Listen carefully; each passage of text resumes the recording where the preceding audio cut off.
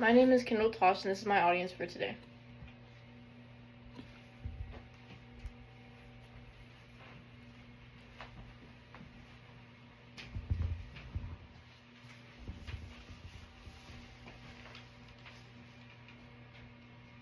The purpose of my speech today is to inform the audience about the symptoms, severity, and importance of irregular heartbeats, specifically what it has to do with myocarditis.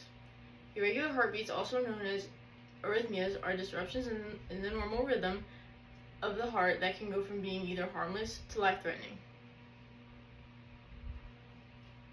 The symptoms I had with this were I was extremely sick, feeling as if I was on the verge of death. I had a high fever and was struggling to do everyday tasks, and my heart felt like it was going faster than it was able to.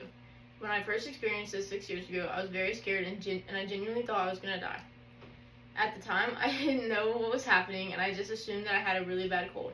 Later on, when my mom took me to the doctor, she was examining me. And she listened to my heartbeat and told me that I had irregular heartbeats and that I needed to get an EKG immediately. Throughout these past 6 years and having to make multiple trips to cardiologists and the hospital, I've learned a lot about myocarditis, irregular heartbeats, through doctors and additional research that I've done. Today, I would like to inform you about what irregular heartbeats are, how they play into myocarditis, as well as the people that are most affected by it, the options that are available for treatment, and the potential causes of it. Let's start with what myocarditis is and how irregular heartbeats are involved. Myocarditis is a medical condition that involves inflammation of the heart muscle. According to the research done by the Mayo Clinic, this can cause chest pain, shortness of breath, and rapid or irregular heartbeats. It has been said that this can usually develop from infections or viruses. This is a rare condition that can affect people slowly or quickly over time. There are many different symptoms that can be had when experiencing myocarditis.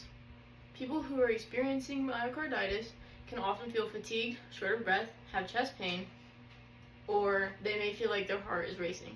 These could get more intense over time or could happen quickly. There are different types of inflammation, different forms happen in different areas of the heart.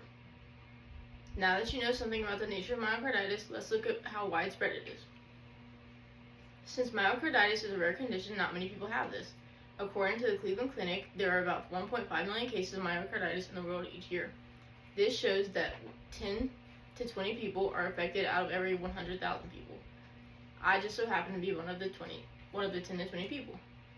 Research also done by the Cleveland Clinic shows that although some of the things that put you at risk of getting it can't be changed, you're more at risk of getting it if you exhibit certain traits.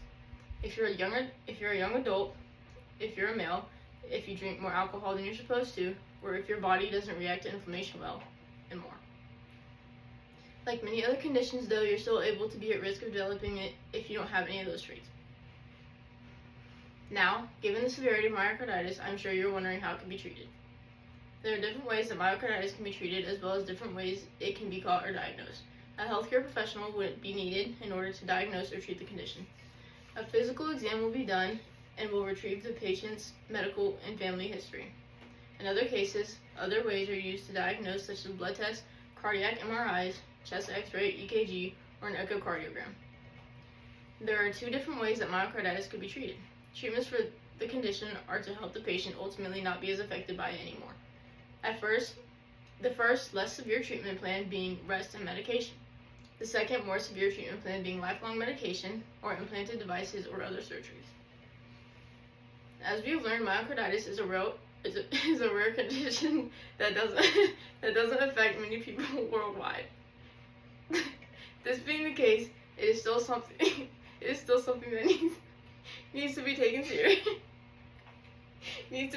seriously, considering it could result in death or lifelong complications.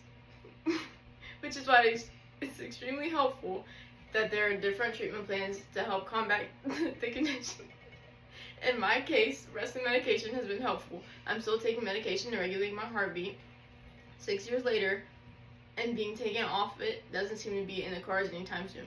But it has helped tremendously, and while taking the medications, the frequency of me experiencing irregular heartbeats are slim to none.